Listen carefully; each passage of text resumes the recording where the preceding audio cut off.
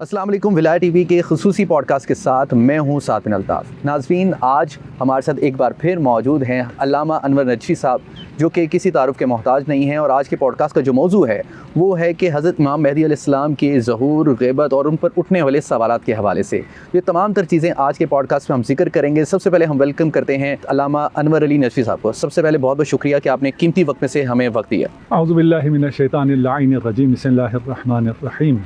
सबसे पहले मैं आपको और आपके तवस्सुत से आपके नाज़रीन की खिदमत में सलाम अर्ज़ करता हूँ।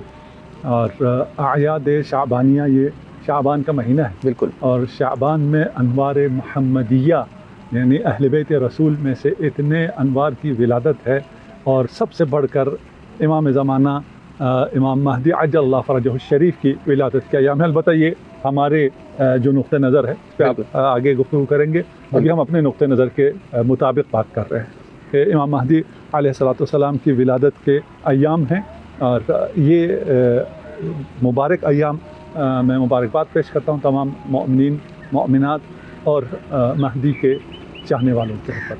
अच्छा अल्लामा साहब, सबसे पहला सवाल जो है कि अब्बासी हुक्मरानों ने किसी भी इमाम को जो है वो आज़ाद नहीं रहने दिया। अब वो बात हो सामरा में इमाम हसन अस्करी की जो क़ैद थी उस हवाले से, तो ऐसे में हज़रत इमाम मेहदी अलैहिस्सलाम का ज़हूर कैसे या विलायत जो है वो कैसे मुमकिन हो सकती है? मकरू व मकर अल्लाह, जिसे ये समझ में आ गया उसके लिए सब वाज़ेह हो जाएगा कि वो मकर करते हैं। उनकी कोशिश होती है कि खुदा के प्लान के सामने अपना प्लान इम्पोज़ करें और उसे फ़तहमंद करवाएं।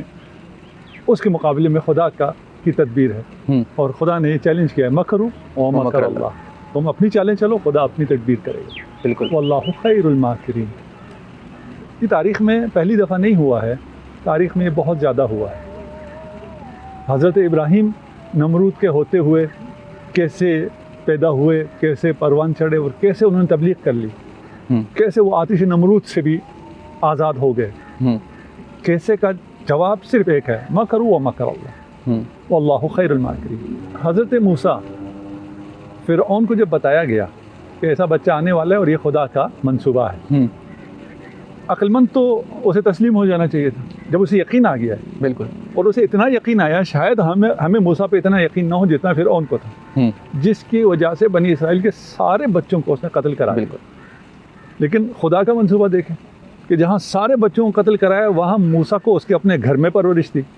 बिल्कुल। अब आप कहें ये कैसे हो सकता है, जो लाखों बच्चों को मार दे वो एक बच्चे को कैसे ज़िंदा रहने दे सकता है? खुदा करना चाहे तो दुश्मन के घर में पाल दे। बिल्कुल। और ये सिलसिला बहुत तुलानी है, सिर्फ मैंने यहाँ तक ही आपकी खिदमत में पेश किया है। तो जो ये समझते हैं उनके लिए ये कुछ सवाल ही नहीं है, जो ये नहीं समझते हैं उनके लिए सवाल है। देखिए बात यह है कि इमाम महदी हुज्जत खुदा है, इमाम महदी वादे रसूल खुदा है, इमाम महदी बशारत हज़रत ईसा है। तो आप उसके बारे में अगर कहें कि कैसे हो सकता है, उस जबर में तो मैं नहीं रह सकता, आप नहीं रह सकते, आपका बच्चा नहीं हो सकता, ये सब चीज़ें ठीक है उस जबर में, उस इस्तिदाद में, लेकिन खुदा का प्लान कामयाब हो सकता है या नहीं हो सकता, उसमें किसी को कोई शक नहीं है। अभी आप ये तो चले फिर भी इख्तिलाफी है, आप कहें अहले सुन्नत इसको नहीं मानते, ये तो आपकी बात है। हम मुत्तफ़क़ा बात पे आ जाते हैं कि इमाम महदी का जब ज़ुहूर होगा तो ये दुनिया अदल व इंसाफ से पुर हो जाएगी। आप कहेंगे ये दुनिया, ये नेतन्याहू के होते हुए या उस जैसा कोई और खबीस, उससे भी ज़्यादा खबीस कोई आया हुआ होगा। बिल्कुल। ये ट्रम्प के होते हुए या उससे भी ज़्यादा कोई अखबास आ जाएगा। बिल्कुल। पावर भी इनके पास है, इनके होते हुए, इन जालिमीन के होते हुए, इतनी पावर उनके पास होते हुए, ये सारे जो वेपन्स उनके पास हैं, दुनिया अदल इंसाफ से भर जाएगी कैसे? हाँ, या अल्लाह के वादे पे यकीन नहीं, रसूल खुदा के सच्चे वादे पे यकीन नहीं है, मुतवातिर अहादीस नबविया पे यकीन नहीं अगर है, तो फिर कैसे का सवाल नहीं आता। वो जब चाहे तो फिर कैसे क्या बात, उसने चाहा हो गया, ये होना है। और इमाम महदी अज्जलल्लाहु फ़रजहु शरीफ हमारे हिसाब से, और आप रज़ी अल्लाह कहें, अलैहिस्सलाम कहें, जो भी कहें, जिन्हें इन ताबीरात का फ़र्क मालूम है उनके लिए मैं कह रहा हूँ। एक मुसल्लमा इस्लामी हकीकत नहीं है, बल्कि ये तमाम अदियान समावी इस पर मुत्तफ़िक़ है कि मुंजी ने आना है, नजात दहंदा ने आना है। बिल्कुल। और इस को खुदा ने कहा है कि हमने ज़बूर में भी लिखा है कि मेरी ज़मीन जो है वो इबाद सालिहीन के हाथों में आएगी, यहाँ इबाद सालिहीन की हुकूमत होगी। तो ये एक वादा इलाही है जिसके बारे में इस किस्म की चीज़ों से हमारी जवान नस्ल को परेशान नहीं होना चाहिए। अच्छा अल्लामा साहब, एक और बुनियादी सवाल ये है कि हज़रत इमाम मेहदी अलैहिस्सलाम के ज़हूर के ऊपर तमाम मकतब फ़िक्र जो है उनकी राय मुख्तलिफ है या सेम है या इसमें कोई इख्तलाफात पाए जाते हैं? इख्तलाफात हैं। वजूद महदी पे कोई इख्तलाफ नहीं कि आखिर ज़मान में ऐसा होगा। बिल्कुल। अच्छा, इसमें भी इख्तलाफ नहीं है कि जब आखिरी इलाही सिस्टम आएगा वो इमामत का होगा। बिल्कुल। इसमें भी इख्तलाफ नहीं। शुरू से अभी तक का इख्तलाफ है कि रसूल के बाद इमामत है या खिलाफत है, ये इख्तलाफ है। ठीक है। लेकिन आखिर में क्या होगा? निज़ाम इमामत का होगा। इसलिए सब इमाम महदी पर मुत्तफ़िक़ हैं। ठीक है। खलीफा महदी पे मुत्तफ़िक़ नहीं है, इमाम महदी पे सब मुत्तफ़िक़ हैं। और आलम इस्लाम में कोई दो राय इस पर नहीं है। हाँ, जो हदीस का इनकार करने वाले हैं वो हैं, अभी भी हैं, है ना। तो अभी भी जो ज़रूरियात दीन का ही इनकार करके अपने आप को मुसलमान कहलवाएं, कुरान का भी इनकार करें अपने आप को मुसलमान कहलवाएं, उनकी हम बात नहीं कर रहे। हम इस्लाम की बात कर रहे हैं, जो स्कूल ऑफ थाट्स है उनकी बात कर रहे हैं, शख्स की बात नहीं कर रहे कि कोई मेरे मुकाबले में किसी एक बंदे को ले आए कि ये नहीं है, महदी को नहीं मानता, मैं उसकी बात नहीं कर रहा। उसकी जिस मकतब से वो ताल्लुक़ का इजहार करता है, कहता है मसलन मैं अहले सुन्नत हूँ या मैं बरेलवी हूँ या मैं देवबंदी हूँ या फलां, वो इसके इनकार करते हैं कि ये तो मुसल्लमा अहादीस हैं। बिल्कुल। बस इमाम महदी का जो असल नज़रिया है वो मुत्तफ़क़ुन अलैह है। क़यामत से पहले उनकी हुकूमत होगी, मुत्तफ़क़ुन अलैह। बिल्कुल। उनकी इमामत होगी, मुत्तफ़क़ुन अलैह है। उनकी इमामत में उनके पीछे नमाज़ पढ़ने वाले, उनके मुक़्तदी हज़रत ईसा नबीउल्लाह होंगे, इसमें भी इत्तेफ़ाक़ है। बिल्कुल। ये वो तफ़सीलात हैं जिसमें कोई इख्तिलाफ़ नहीं है। अब इनको पेश करने में इख्तिलाफ़ है, यानी यही जो मुत्तफ़िक़ चीज़ें हैं उनको पेश करने में इख्तिलाफ़ है। मेरी नज़र से किताब गुजरी, आप में से किसी ने शायद पढ़ा होगा और मैं नाम नहीं लेता। वो यूँ लिखते हैं, इमाम महदी की किताब पे उन्होंने तक़रीज़ लिखते हुए लिखा है कि आखिर वक्त हमारा अक़ीदा है मुसलमानों के कि आखिर वक्त में हज़रत ईसा आएंगे और उनके साथ महदी भी होंगे। बिल्कुल। ये ख़यानत है। हदीस इसकी बिल्कुल उल्टा कहती है। अच्छा। हदीस कहती है इमाम महदी आएंगे, उनके साथ हज़रत ईसा होंगे और नमाज महदी पढ़ाएंगे, ईसा इक़्तिदा करेंगे। बिल्कुल। ये मुत्तफ़क़ुन अलैह हदीस है। लेकिन इसी हदीस को अरबी में लिखने के बाद तर्जुमा यूँ करते हैं कि ईसा आएंगे, इसलिए कि एक डिबेट अभी चली भी थी कि अंबिया अफजल हैं या अइम्मा अहले बैत अफजल हैं। इस पे सबका इजमा है कि अइम्मा अहले बैत में से इमाम महदी हज़रत ईसा से अफजल हैं और हज़रत ईसा तमाम पैगम्बर उलुल आज़म पैगम्बरों में से हैं। हम खत्मी मतमर्द की बात नहीं कर रहे, पैगम्बरों में से उलुल आज़म पैगम्बर हैं। उलुल आज़म पैगम्बर जब दुनिया में पलट कर आएगा तो मुक्तदी के तौर पर आएगा। ये नहीं हो सकता कि कोई अफजल हो और वो पीछे नमाज़ पढ़े। बिल्कुल। और मफजूल आगे नमाज़।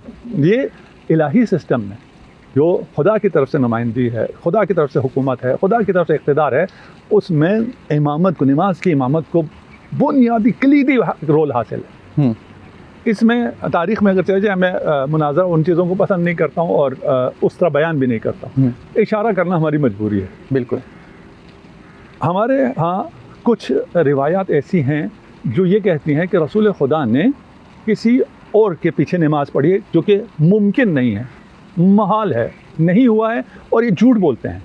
उन्हीं रिवायात को अगर आप देखें तो रिवायात ये नहीं कहती हैं कि रसूल खुदा ने किसी के पीछे नमाज़ पढ़ी, हो नहीं सकता है। बिल्कुल। ये एक इलाही निज़ाम है जिसमें जो मर्द अव्वल होगा वो आगे होगा नमाज में, जो उससे कमतर होगा वो उसके पीछे होगा। ये नमाज एक आप हमारी नमाजें हैं, हुक्म हमें भी यही है, हमें भी यही हुक्म है हमारी नमाजों में कि जो आदल है, जो अफ़क़ाह है, जिसकी क़िराअत तजवीद बेहतर है, वो आगे खड़ा हो, उसके पीछे मेरी नमाज होगी। मेरी नमाज अच्छी है, दूसरे को हम तो सूरा भी सही से पढ़नी नहीं आती, उसकी बिस्मिल्लाह ही सही नहीं, मैं उसके पीछे नमाज नहीं पढ़ सकता। ये हमारे लिए भी हुक्म, लेकिन हमें पता नहीं चलता, हम अपने ज़वाहिर के मुताबिक काम करते हैं। वापस आ जाइए कि ये मुत्तफ़क़ुन अलैह है कि इमाम महदी अफजल हैं रिवायात की रोशनी में। अब ये ज़बान पे ना आती हो, लोगों को कोई मुश्किल हो जाए, ठीक है ना, इसमें भी इत्तेफाक है कि इमाम महदी अहले बैत में से होंगे। अब अहले बैत का माना समझने वालों को इससे भी वाज़ेह कोई चीज़ दलील मैं नहीं दे सकता। सही है कि अहले बैत कौन है, और इमाम महदी को कहा गया कि वो अहले बैत से होंगे। ये भी मुत्तफ़क़ुन अलैह है, कोई दो राय इसमें नहीं। अगर होती तो फिर हम अभी कोई शोरा बना लेते, कोई जस्तजू करते, कोई मशवरा करते, इस्लामिक कॉन्फ्रेंस इस बात पे बात करती कि किसे हम महदी बनाएं।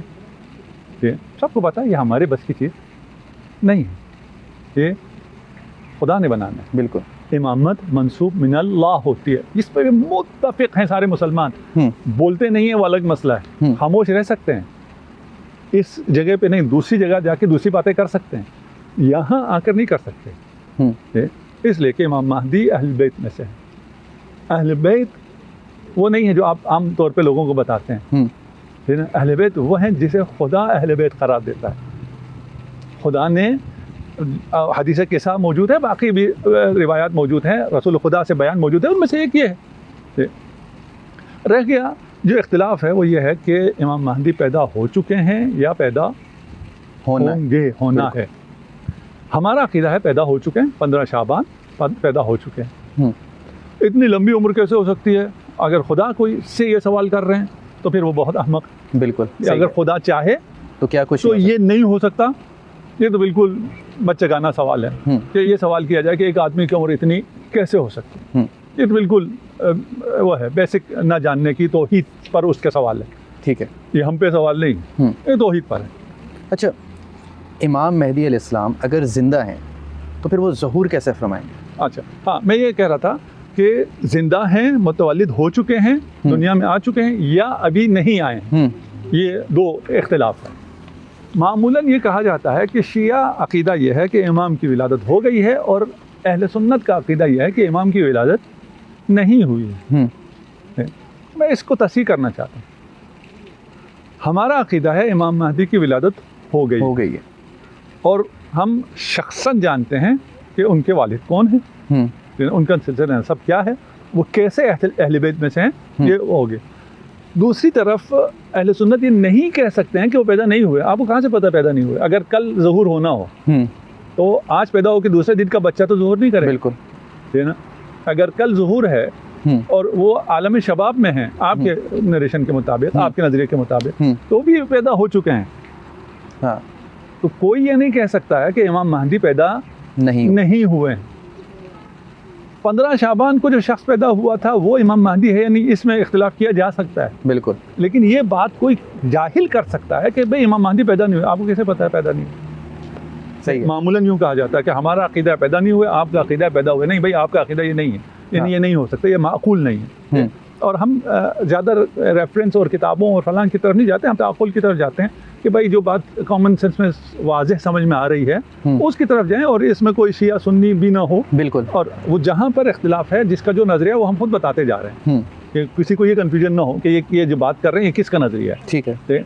और हम अभी चल रहे हैं मुत्तफ़क़ुन अलैह नज़रियात पर। रह गया कि अगर विलादत हो गई है तो ज़हूर कैसे होगा? विलादत के बाद ही ज़हूर होगा ना, विलादत से पहले कैसे ज़हूर होगा, है ना। ये पूछ रहे हैं ना मुझसे जी, तो मैं तो ये वापिस आपसे पूछ सकता हूँ कि अगर विलादत ही नहीं हुई है तो ज़हूर कैसे होगा? ज़हूर से पहले विलादत चाहिए, है ना। ज़हूर का मतलब क्या है? ज़हूर का मतलब ये है कि इमाम हमारे अक़ीदे के मुताबिक मौजूद है, आपके अक़ीदे के मुताबिक भी मौजूद होंगे अगर कल ज़हूर होना है। बिल्कुल, है ना। बस ज़हूर के लिए जो प्री रिक्विज़िट है वो विलादत इस दुनिया में हो, है ना, और ये मादी वजूद हो, कोई नूरानी वजूद और रूहानी वजूद हो, वो चीज़ें नहीं। जब होंगे उसके बाद ज़हूर फरमाएंगे। ज़हूर का मतलब क्या है? कि वो अपने आप को इंट्रोड्यूस करेंगे। भाई आपने अपने आप को इंट्रोड्यूस किया, बिल्कुल, मैंने अपने आप को इंट्रोड्यूस किया, मैं फ़लान हूँ और इस पॉडकास्ट में बैठा हुआ हूँ, बिल्कुल, होऊंगा तो इंट्रोड्यूस करूँगा, ना हूँ तो कैसे करेंगे? बिल्कुल। तो सवाल उल्टा हो गया। आप कह रहे हैं अगर विलादत हुई है तो ज़हूर कैसे होगा? हम कह रहे हैं कि अगर विलादत ना हो तो कैसे ज़हूर करेंगे? आप हमें समझा दीजिए। सही है, ठीक है। अच्छा, एक और सवाल। अब विलादत भी हुई है, जैसे आपने कहा 15 शाबान को, तो ये इतना जुल्म जो हो रहा है पूरी दुनिया में, पूरे मुआशरे में, तो इसमें हज़रत इमाम महदी अलैहिस्सलाम की खामोशी क्यों है? इतने जुल्म बर्बरियत नज़र आ रही है, हम आए रोज़ देख रहे हो, तो इतनी खामोशी उनकी तरफ से क्यों है? क्या वो किसी ख़ास वक्त का ही इंतज़ार है इस वजह से? देखिए, कुछ चीज़ें ऐसी हैं जो बहुत वाज़ेह होती हैं और सब मानते हैं, लेकिन जब तशय्युअ के नज़रियात पे आता है तो फिर लोगों को समझ में नहीं आता। कहने वाले यूँ कहना चाहते हैं या बच्चों के जहन में ये कन्फ्यूजन डालना चाहते हैं कि इमाम महदी की तो पावर ये है कि वो पूरे दुनिया में अदल व इंसाफ का क़याम कर सकते हैं। सही। जब ये पावर है और मौजूद भी हैं और ये सब जुल्म देख रहे हैं तो आ जाए, फिर इंतज़ार किस बात? रसूल खुदा 40 साल उस माशरे में थे जहाँ बच्चियों को जिंदा दरगोर किया जाता रहा। बिल्कुल। जहाँ इन तमाम लोगों ने जो बाद में आप उनमें से जिनकी उम्रें ज़्यादा थी वो आए, वो बुत परस्ती में मुब्तला रहे, वो शराब पीते रहे, वो जुल्म करते रहे और रसूल खुदा देखते रहे। क्यों देखते रहे? खुदा का हुक्म, खुदा की मसला है, वहाँ समझ में आता है। छोड़िए अंबिया को, आइमा को, खुदा देख रहा नहीं देख रहा?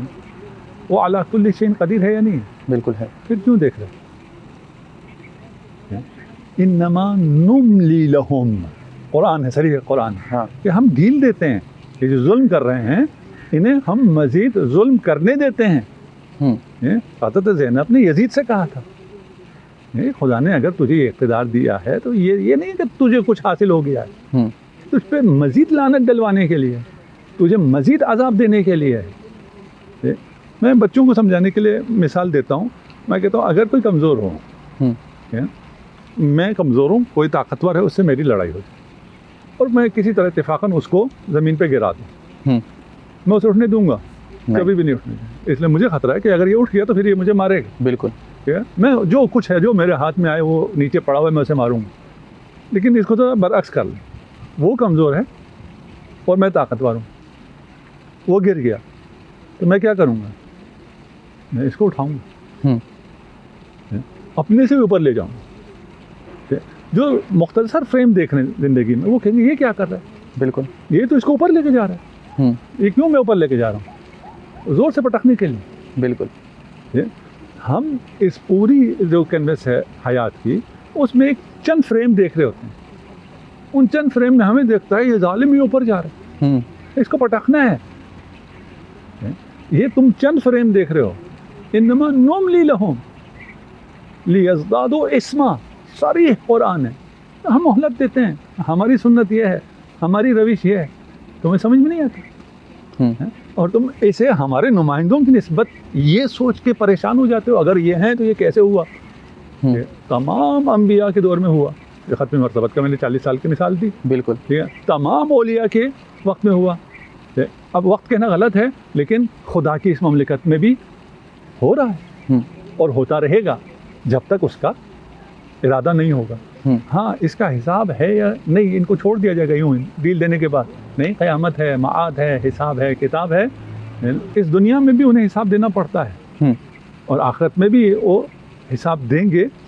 लेकिन ये जो इंसान है उजलत पसंद, इसे ये चीज़ें कभी कभार समझ नहीं आती और अगर कुछ जगहों पे न समझना चाहें तो वहाँ ये इन चीज़ों का सहारा लेते हैं।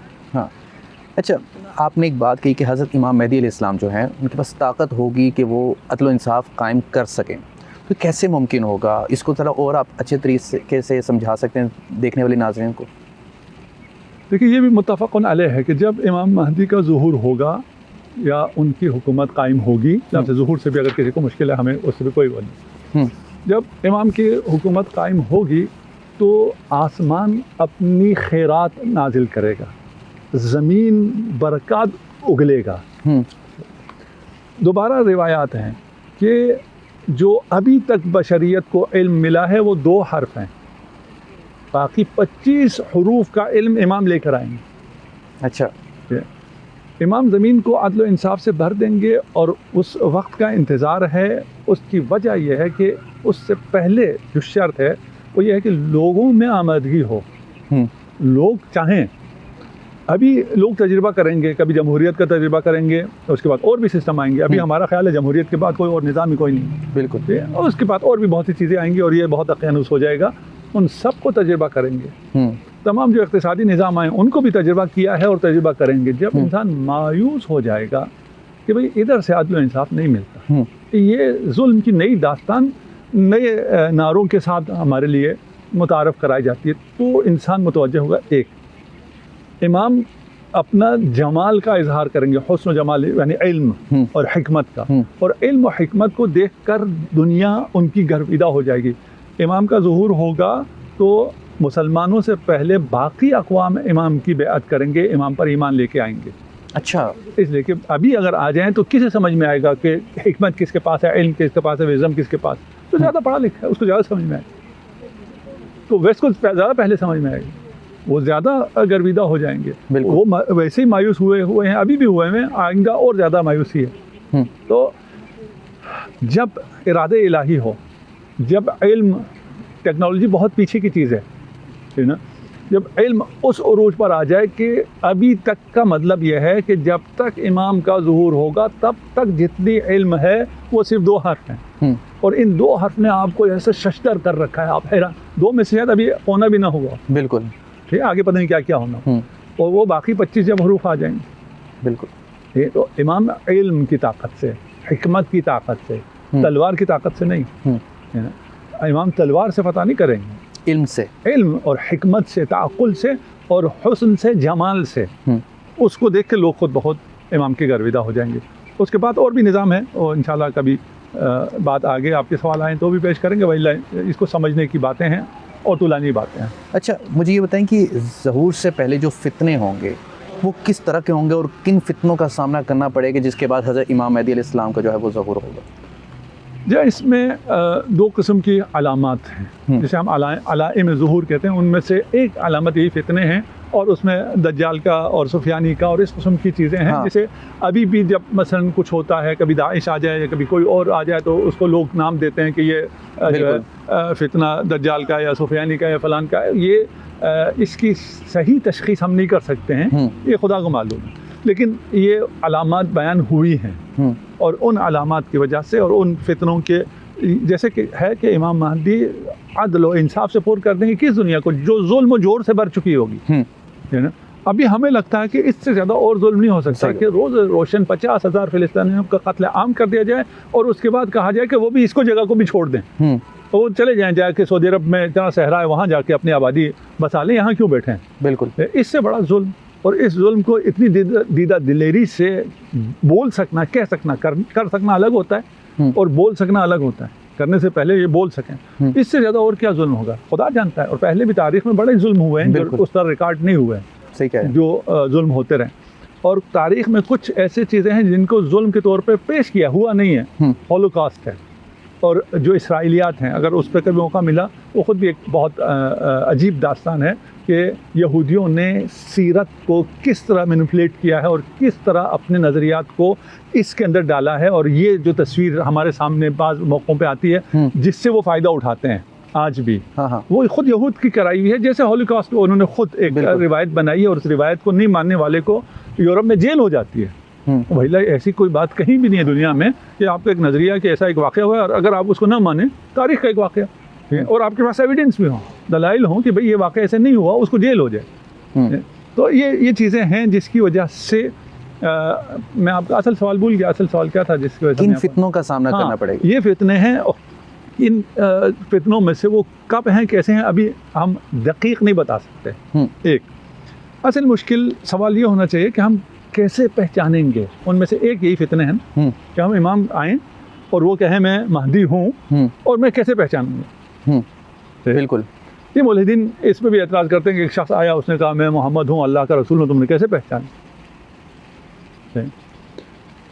रसूल खुदा को मखसूसन यहूद अपने आबा से और अपनी औलाद से बेहतर जानते थे। कुरान अपने बाप को इतना नहीं पहचानते थे जितना मोहम्मद मुस्तफ़ा को पहचान। अपने बेटों से ज़्यादा उनको पता था ये नबी है आखिर ज़मान का।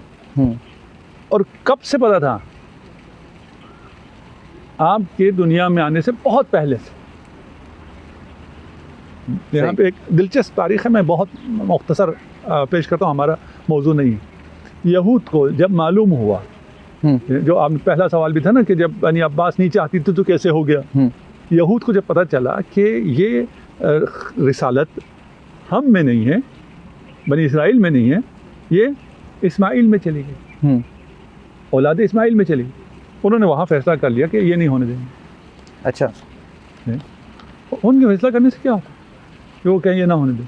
उन्होंने क्या किया, उन्होंने हज़रत हाशिम को कत्ल किया। जद है रसूल खुदा की, दादा नहीं, बनी हाशिम जो आपकी। बिल्कुल। कहाँ कत्ल किया? गज़ा में, है ना। हज़रत हाशिम की कब्र अभी भी गज़ा में है, और गज़ा उस वक्त यहूदियों का था। रसूल खुदा के वालिद का कहाँ शहादत हुई है? मदीना में, मदीना के अतराफ़ में। वहाँ कौन थे?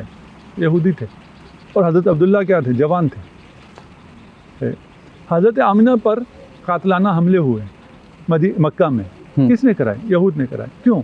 इसलिए कि ये बच्चा आए ही ना, है ना। अब आप देखिए, हाशिम से लेकर, हाशिम के बाद कई नस्लें गुजरने के बाद अब्दुल्ला, वहाँ से यहूद चाहते हैं कि ये बच्चा ना आए।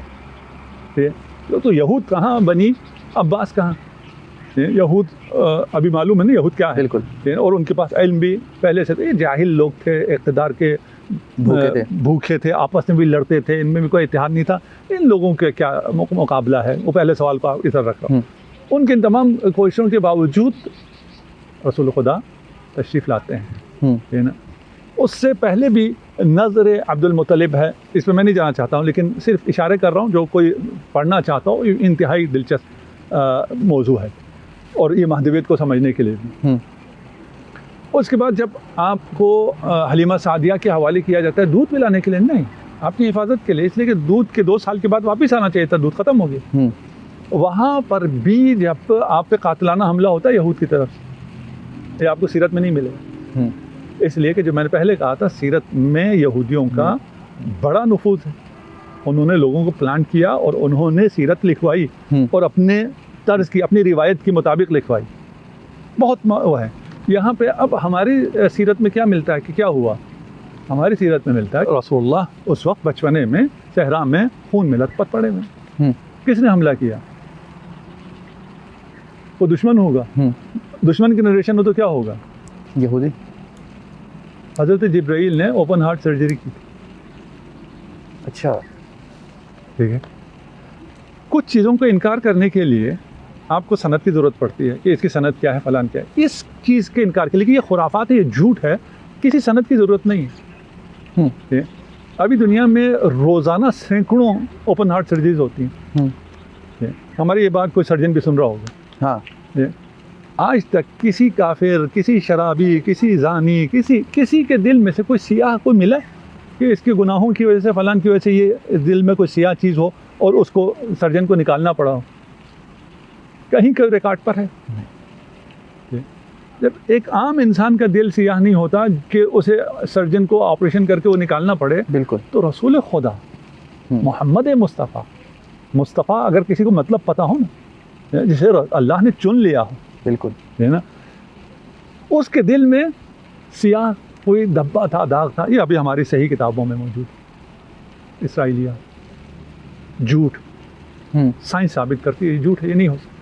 कोई इंसान के दिल में सियाह धब्बा नहीं होता, तो मोहम्मद मुस्तफ़ा के दिल में कहाँ सियाह धब्बा आ गया? लेकिन उस हमले को ये रंग दे दिया गया। और ऐसे बहुत और सीरत में आप अगर चलें, सीरत का मौजू हो तो हम वहाँ लेकर चलेंगे। तो ये कि हम कैसे पहचानेंगे इमाम ज़मा को, इमाम महदी को? बात यहाँ से आ रही है। बिल्कुल, ये पहचानते थे, ये कैसे पहचानते थे? अच्छा, पता नहीं मेरा क्यों दिल चाहता है कि ये बातें बच्चों को पता चलें ताकि ये मसाइल उनके हल हों। असल में हल करें तो इधर भी हल हो जाएंगे। सही कह रहे हैं। यहूद पहचानते थे, और न फ़कत रसूल खुदा को पहचानते थे, हाशिम से पहचानते थे कि कहाँ कौन आने वाला है। हज़रत आमिना के बतन में जो था बच्चा, उसको पहचानते थे, वहाँ हमला हुआ हज़रत आमिना। हज़रत अब्दुल्ला के सुल्ब में मौजूद उस नूर को पहचानते थे। और जो खुद रसूल के आबा व अजदाद थे, उन्हें कुछ पता नहीं था। हो सकता? कैसे हो सकता? सही कह रहे हैं। यार, मेरे बेटे को दुनिया जानती है और मैं नहीं जानता, ऐसे मैं कैसे नहीं हो सकता? जानता। ये क्या है? इसराइलियात। हम्म, ये इसराइलियात। तो ये फिक्र छोड़ दें कि हम कैसे पहचानेंगे। हम्म, ये फिक्र करें जब पहचान लो तो इस काबिल रहो कि लब्बैक या महदी कह सको, हम्म, है ना। सही। उधर मसला नहीं है कि वो कौन होगा, इधर मसला है कि ये कौन होगा। बिल्कुल। ये खुदा के मंसूबे पर लब्बैक कहने वाला होगा। लब्बैक अल्लाहुम्मा लब्बैक यहाँ आता है। सिर्फ हज पे जाके ज़बानी कहते रहो, मतलब भी बताना। तो वो सब पहचान लेंगे। मतलब पहचान पर फितना नहीं होगा आपके? पहचान पे फितना नहीं है। फितने के बात अलाइम ज़ुहूर में से भी है, और दुनिया के ये खुदा का प्लान है, क्यों है, कैसे है, उसकी हिकमत क्या है, वही जाने। बिल्कुल, है ना। और जन्नत में बैठ के हम रसूल खुदा से पूछ लेंगे अगर हमें जवार मिले तो वहाँ इल्म हासिल हो जाएगा। बिल्कुल। तो असल मसला ये है कि अपने आप को पहचानें। अच्छा, तारीख़ में इमाम महदी इस्लाम के ज़हूर के मुख्तलिफ जो वक्तों का जो है वो तज़किरा मिलता है, तो क्या वक्त मुकर्रर है या कोई अलामात का ज़ाहिर होने के बाद ही मुमकिन होगा कि उनका ज़हूर होगा? नहीं, वक्त मुकर्रर नहीं है। वक्त यूँ मुकर्रर है कि वो आखिर ज़मा होगा। हाँ, लेकिन आखिर ज़मा कहाँ होगा, कब होगा, वो किसी को मालूम नहीं। ये वो इरादा खुदा है या वो गैब है जिसका किसी को इल्म नहीं है। वो किसी भी रिवायत में ये नहीं है कि वो फ़लाँ वक्त होगा, यानी 1950 होगा या 2050 होगा या क्या होगा, इसको हम कोई बात नहीं, किसी रिवायत में नहीं। लोग पेशन गोई करने वाले अपने मार्केट के लिए ऐसी बातें करते हैं, उसकी कोई हैसियत नहीं है। वो आम लोगों की बातें हैं। 2000 में हो जाएगा, 2025 में हो जाएगा, 2050 में हो जाएगा, इस किस्म की बातें जाहिलों की तरफ से आती हैं, रिवायात में नहीं है। रिवायत में अलाइम ज़ुहूर है। अलाइम ज़ुहूर में से कुछ अलाइम हतमी हैं, कुछ अलाइम गैर हतमी हैं, वो भी तब्दील हो सकता है। तो इसलिए हमें हर आन तैयार रहना चाहिए। जो असल मसला है कि ऐसा होने वाला है, ये वादा इलाही है, ये रसूल खुदा का वादा है, और रसूल खुदा ने अपने अहादीस में इसकी जानिब इशारा फरमाया है। तो जब ये हो तो हम किस तरफ होंगे? हम अहले बैत की तरफ होंगे, अहले बैत के दुश्मनों की तरफ होंगे? हमने ये फैसला किया। अच्छा, आपने जैसे पहले कहा कि हज़रत इमाम महदी अलैहिस्सलाम जो हैं, अभी जो लोगों के पास इल्म है वो 2 हर्फ है, 25 हर्फ वो लेकर आएंगे। मतलब अभी तो आप कह रहे थे जैसे पौना भी अभी शायद हमें तक ना पता चला। तो हज़रत इमाम महदी इस्लाम के ज़हूर के बाद साइंस, टेक्नोलॉजी, तालीम, उसकी क्या मुस्तकबिल क्या होगा? क्या बहुत एडवांस चले जाएंगी सारी चीज़ें, या इन सारी चीज़ों को रिप्लेस कर दिया जाएगा किसी और चीज़ के साथ? नहीं, वो इसी दुनिया में होंगी, कोई चीज़ रिप्लेस नहीं होगी। ये चीज़ें जन्नत में रिप्लेस हो जाएंगी। ये चीज़ें जन्नत में रिप्लेस होंगी, इसलिए कि जन्नत अभी जब हमारे कुछ लोग मजहबी लोग एथिस से मुबाहिसा करते हैं और उनको अपनी बेसिक का पता नहीं होता, तो बड़ा दिल दुखता है। हाँ, है ना। तो वो कहते हैं जन्नत इसी यूनिवर्स में है। नहीं, ये यूनिवर्स तो सारी ख़त्म होनी है। बिल्कुल। इस यूनिवर्स के अलावा अगर जितने मल्टी यूनिवर्स अभी मौजूद हैं वो सब ने भी ख़त्म होना है। हाँ, जन्नत इधर की बात नहीं है, ये आलम मुल्क है, वो आलम मलकूत है। अब हमें मुल्क मलकूत ही नहीं पता। मैं अपने लिए कह रहा हूँ, आपके लिए नहीं कह रहा, अपने देखने वालों के लिए भी नहीं कह रहा। तो हमें क्या पता, यही आलम होगा, आलम मुल्क होगा। आलम मुल्क होगा तो फिर खुदा का जो निज़ाम है वो यही निज़ाम रहेगा।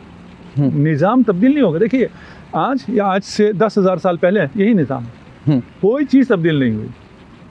इतनी तरक्की ने, हम समझते हैं कि हमने पता नहीं क्या तब्दील किया, हमने एक कानून तब्दील नहीं किया। 10,000 साल पहले भी ऑक्सीजन से सांस लेता था इंसान, आज भी ऑक्सीजन से। सही कह रहे हैं। क्या तब्दील किया है?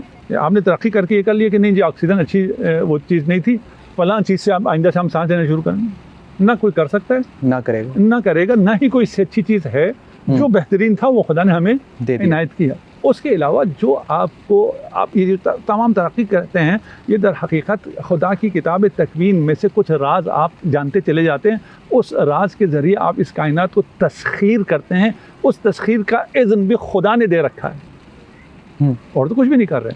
तो इमाम के ज़ुहूर के बाद भी दुनिया यही दुनिया है, निज़ाम यही निज़ाम है, इल्म यही इल्म है, और इसमें यकीनन तरक्की होगी। इल्म में जब तरक्की होगी, और अभी इस ज़मीन से बहुत कुछ मिल सकता है।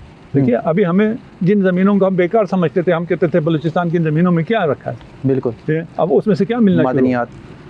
अब मसला ये है कि जो हम जैसे गरीब मुल्क होते हैं या उन मुल्कों के हुक्मरान गरीब होते हैं जहनी तौर पर, तो वहाँ ये निकलें तो मुसीबत बढ़ जाती है, क्योंकि आलमी ताकतें आ जाती हैं और ये और बिक जाती हैं। बिल्कुल सही कह रहे हैं। व इल्ला इसमें से ये मादनियात और ये चीज़ें मिलने पर और मज़ीद चीज़ें पता चलने पर ये सोना उगलेंगे। सोना कुछ भी नहीं है। हाँ, हमें इससे ज़्यादा समझ में नहीं आता। ज़मीन सोना उगलना शुरू कर देगी, और आसमान ने खैरात को अभी रोक रखा है हमारी वजह से, हमारे जुल्म की वजह से, है ना। वहाँ आसमान से खैरात नाजिल होना शुरू हो जाएंगे। किसने सोचा था कि ये सोलर एनर्जी से आप बिजली ले सकते हैं? आसमान की खैरात है ना, हमें पता ही नहीं था। हाँ, ठीक है ना। अभी तक आपकी जो तरक्की है उसमें जितनी एनर्जी आप ले रहे हैं ये डेड एनर्जी है, मुर्दा एनर्जी है, ठीक है ना। आइंदा जो आप बिजली के क्राइसिस और फलां की बात कर रहे हैं, आइंदा गैलेक्सी से आप बिजली लिया करेंगे, एनर्जी लिया करेंगे। इमाम की ज़हूर की बात नहीं कर रहा हूँ, अपनी इसी हयात की बात कर रहे हैं, इंसानी हयात में। पता नहीं इंसान ने अभी कहाँ पहुँचना है। तो इमाम की ज़हूर की वजह से इल्म और तरक्की करेगा, ठीक है ना। अब इसको आप टेक्नोलॉजी कहेंगे और या AI के आने के बाद इसे आप कुछ और नाम देंगे, उस वक्त क्या इस्लाहात होंगी वो खुदा जानता है। अच्छा, आखिरी सवाल ये है कि मौजूदा दौर में एक मुसलमान जो है कैसे उस वक्त का इंतज़ार कर सकता है और कैसे उस वक्त अपने ईमान को मुस्तहकम रख सकता है जब हज़रत इमाम महदी अलैहिस्सलाम का ज़हूर होगा? उस वक्त मुस्तहकम रखने के लिए आज मुस्तहकम रखना पड़ेगा। हाँ, जो आज मुस्तहकम रखेगा वो ये गारंटी दे सकता है कि उस वक्त भी मेरा ईमान है वो मुस्तहकम है। ईमान कैसे मुस्तहकम होगा? मेरी वाबस्तगी अगर दुनिया की चीज़ों से है और इमाम के आने के बाद ये मेरे मफादात ख़त्म हो जाएं, इमाम आएंगे। मैं अपनी मिसाल देता हूँ, मैं किसी और की मिसाल नहीं देता। मैं बहुत मोतबर हूँ और मुझे जो एतबार हासिल है वो वालिद मुअज़्ज़म की वजह से है, उनके इदारों की वजह से है, उनकी मेहनत की वजह से। वल्ला मेरा तो कोई काम नहीं है। अगर इमाम तशरीफ़ लाएँ और कहें नहीं जी तुम आम इंसानों से भी गए गुजरे हो, इधर बैठ जाओ। अभी मैं जाता हूँ मामूलन, मैं कहीं नीचे नहीं बैठता, आम जगह पे नहीं बैठता। लोग इस्तकबाल करते हैं, मुझे स्टेज पे ले जाते हैं फला, वो आगे के नहीं भाई तुम नहीं, तुम इधर बैठो। अगर मेरी दिल बस्तगी इन दुनियावी उमूर से हो कि मुझे ये प्रोटोकॉल मिलना चाहिए, मुझे ये स्टेज मिलना चाहिए, मुझे ये मेंबर मिलना चाहिए, तो जानते हुए भी इनकार करूँगा। जैसे यहूद ने जानते हुए भी रसूल खुदा का इनकार किया। यहूद रसूल के इंतज़ार में मदीना में आके आबाद थे, वो इंतज़ार में थे, लेकिन ख्याल ये था कि हम में से होगा और हमें जो ये चीज़ें हासिल हैं वो बरकरार रखेंगे। तो हमें हमारी जो वाबस्तगियाँ हैं, अटैचमेंट है, वो दुनियावी चीज़ों से नहीं होनी चाहिए।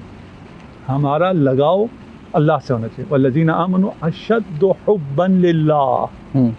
वो अल्लाह से चाहता हो और अल्लाह का कोई नुमाइंदा आ जाए और अल्लाह के ये इमाम है, इसकी सारी बातें मानो, मुझे कोई मसला पेश आएगा नहीं।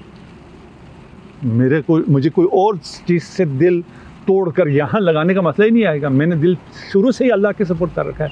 आप बताइए, हुआ रसूल खुदा की रहलत के बाद एक हमारी नरेशन के मुताबिक एक अल्लाह का हुक्म है, मन कुंतु मौला फहाज़ा अली मौला। एक अपनी मफादात है कि अंसार को मिलना चाहिए, महाजरीन को मिलना चाहिए। ये डिबेट क्यों पेश आई? इसलिए कि अपने अपने मफादात हैं। अगर अपने मफादात पर जाएं तो वो हशर हो जाएगा। अगर अल्लाह से मोहब्बत पे जाएं और सारी चीज़ों को अल्लाह पर छोड़ दें तो उस दिन आप बिल्कुल तैयार हैं। उस दिन की तैयारी के लिए आज तैयार होना पड़ेगा, इसलिए कि वो दिन आज का दिन है। किसने कहा? किससे मालूम है वो आज का दिन नहीं है? कोई ये नहीं कह सकता वो दिन आज का है, लेकिन कोई ये भी नहीं कह सकता कि वो दिन आज नहीं है। बिल्कुल, वो खुद खुदा के इल्म में। बहुत बहुत शुक्रिया अल्लामा साहब, आपने बहुत सारी ऐसे कॉम्प्लिकेटेड चीज़ों को बहुत आसान अल्फाज में सिखाया, बताया और हमारे देखने वाले नाज़रीन के लिए जो है आपने बहुत सारी चीज़ों को बहुत आसान तरीके से बताया। बहुत बहुत शुक्रिया नाज़रीन। आज का पॉडकास्ट इतना ही और हम उम्मीद करते हैं कि आपने हमारे इस पॉडकास्ट से बहुत कुछ सीखा होगा और आपकी जो बहुत सारी कॉम्प्लिकेशंस थी इस तमाम तर टॉपिक के हवाले से वो आपकी बहुत सारी चीज़ें क्लियर हो गई होंगी। हमें आपकी राय का इंतज़ार रहेगा। अगर आप कोई भी राय देना चाहते हैं हमें दे सकते हैं। बहुत जल्द एक नए पॉडकास्ट के साथ आपके सामने हाजिर होंगे। तब तक दीजिए इजाज़त। अल्लाह हाफ़िज़।